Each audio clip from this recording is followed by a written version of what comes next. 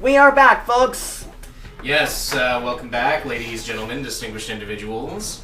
And right before I forget, we apologize for our audio cutting out, or not the audio, but our voices cutting out, and the second part of our last recording session. Yeah, I really don't know what happened there. You did miss some choice angry ranting, but the gist of it was I'm really sick of lazy jokes that make fun of people for, like, things like gender identity and stuff like that.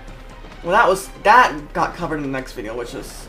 Right, but I mean, the gist of it is things can be done so much better, and I really think they should, because we have a responsibility as creators to our audience. So, with that, we return to this.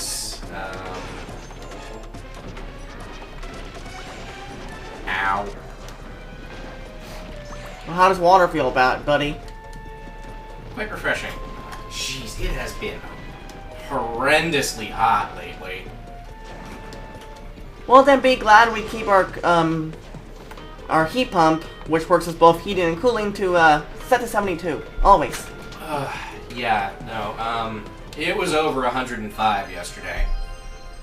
Which, let me tell ya, that is no fun.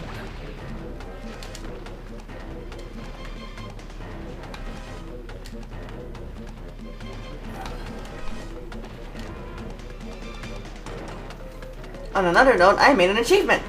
No? I completed every single mission and all ranks C, B, A, S on Fantasy Star Portable 2 on my first human character.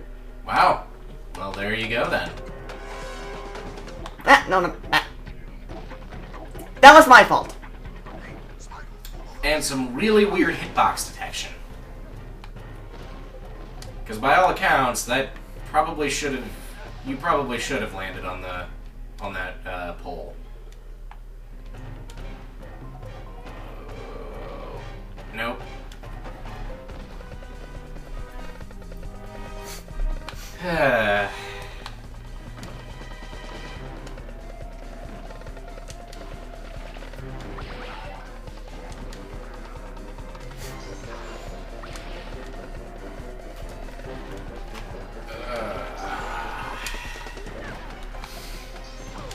Trying to think if there was anything else worth talking about. Well, I mean, pretty much everything is worth talking about in a Let's Play channel, but anything of particular interest, you know, something that would really spark a conversation. I guess we could talk about more pros and cons of this game. Well, yeah, I'm actually still kind of mad about the lava from the first part of our last recording session. That was 3 episodes ago? Yeah. The first part of our last session. Yeah. Or no, the first part, but after we got interrupted because of the technical difficulties. Well, yeah, because it was you stepping on that patch of lava that had absolutely no warning it was lethal. It was just a glowy spot on the ground. Because, oh man, I'm actually still kind of mad about that.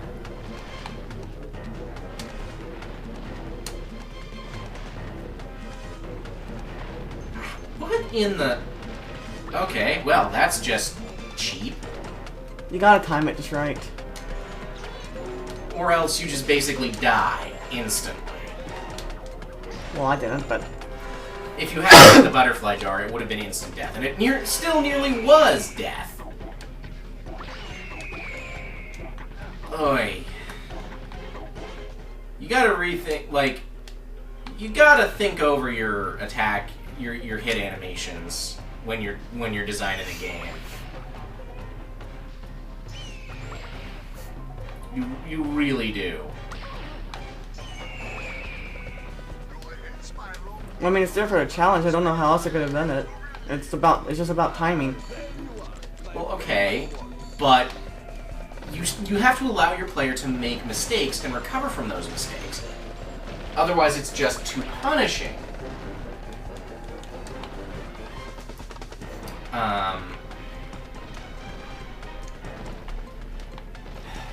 What am I... Where was I going with that? I had a thing I was going for with that. Right, punishing. Like, I don't know, what a good example is, I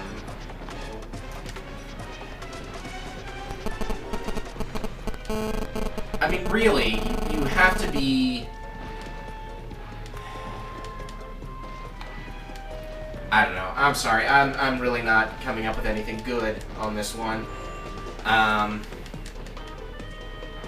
There's a difference between difficult and punishing, and extra credits, you know, kind of covered it way better than I can ever cover it. But the gist of the argument is, there's a way to do it that is not horrendously frustrating to the player. And part of it is you have to be clear about what's going to happen, which is why the lava bit from the last session pissed me off so much. There was no clear communication, and it was just instant death. That's like if they had... It's like, well, let's say those cannons. Let's say suddenly, in one particular area of the game, they're booby-trapped and will instantly kill you. But they don't look any different from any other cannon. Does that seem like fun to you? It's a challenge. Okay, but it instantly kills you when you try to hop on the cannon. Or aren't some things in the game supposed to be about finding that stuff? Or, how do you say it? Like sometimes you gotta find out what happens the hard way. Or, I'm not explaining it very well, am I? I think you're missing my point. Up until this point in the game, all of the cannons have been safe. They have been part of your tool set. But this one cannon, or like 3 cannons in a row, all of a sudden they just instantly murder you if you touch them. Because they're booby-trapped, or something. Does that seem like fun game design to you? How do you think you'd react to that, just starting off? Well, just starting off, that'd be different, but if it all of a sudden... Like, how do you think you would react to that the first time it happened? I'll try again. But I guess at the same time, if it suddenly had appeared out of nowhere in the end of the game... Because if it's a thing from the beginning of the game, then yeah, no, it's not a thing from the beginning of the game. I'm saying everything in the game has been the same as what we've done so far. It's yeah, that's what I'm saying. If it suddenly changed, then yeah, I'd be frustrated. But yeah, that was my point.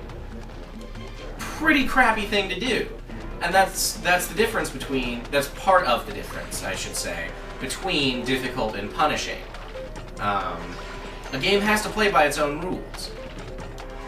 You know, another example is like, let's say in Crash Bandicoot, almost every pit in the game just instantly kills you. We know this happens. But there's like 3 pits total in the entire game that contain secret areas instead of instant death.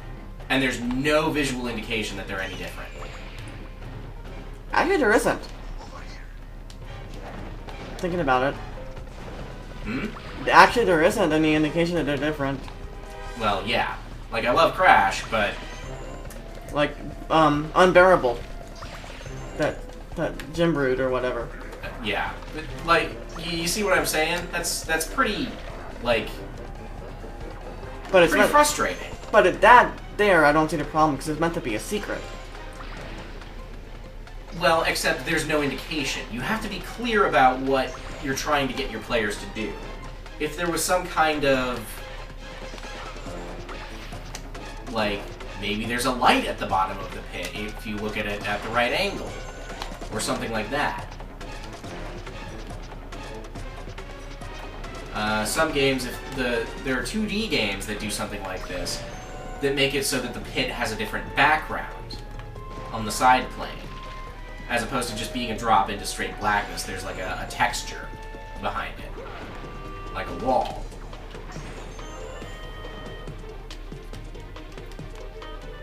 It's, you know, things like that, or, here's another one. Here's another great idea. Dragon Quest 8? This enemy. If he hits you, he instantly kills you. Doesn't matter how much health he has. Everything else is exactly the same, except that one enemy is instant death. And you have to go all the way back to the checkpoint and try and get him again. This exact enemy in this exact location, or this particular enemy group? This exact enemy in this exact location. Or that guy.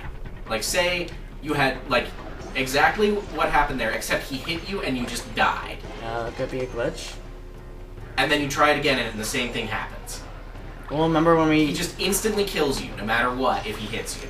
Remember when we had Luwu maxed out on Dynasty Warriors 3, but you kept getting one hit by arrows because we had the additional defense unit, and that was... Well, yes, but what I'm saying is that is not the case here. I'm saying is that enemy is specifically programmed to instantly kill you. That one enemy. Oh, why not gonna destroy us?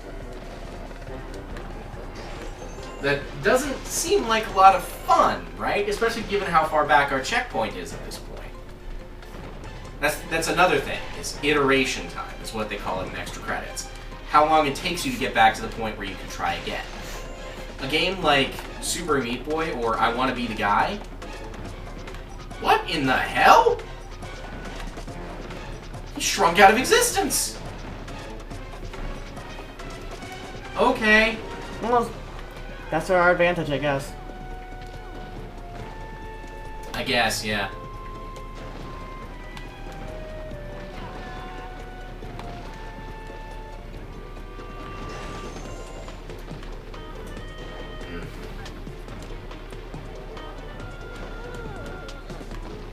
But you see the point I'm trying to make here, right? Is that a game has to communicate clearly what is dangerous and what is not. Which is also why these tick me off, is because their hitboxes are completely, like, unintuitive.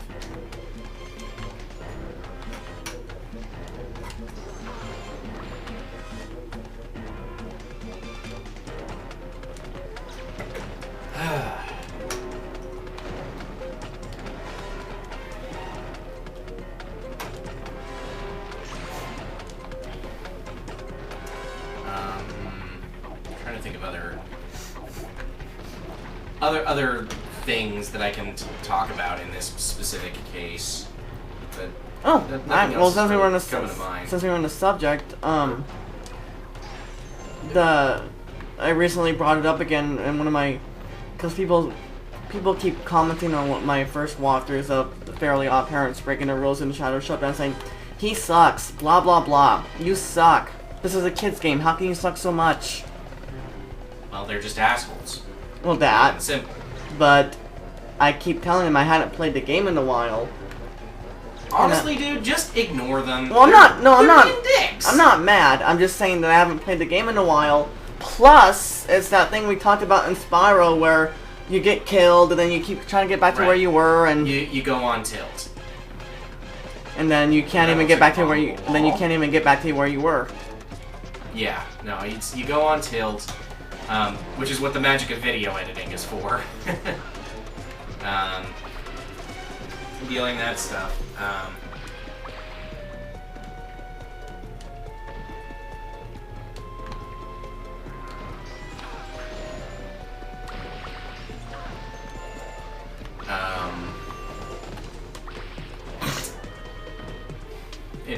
It is a horrible, horrible thing to be on tilt, but it's something you can only really counteract by recognizing when it happens. And just trying to take a breath and,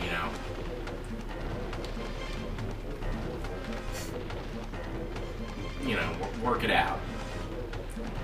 Have some patience.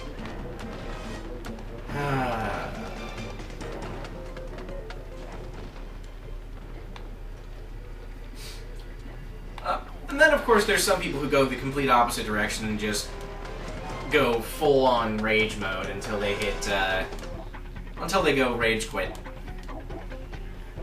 Which can sometimes be pretty entertaining. I'm gonna have to show you a video after this. I do... Sometimes rage quits are entertaining, but... That is gonna be that is one of my favorite things actually about Team Fortress 2. It's really frustrating, but gives good laughs.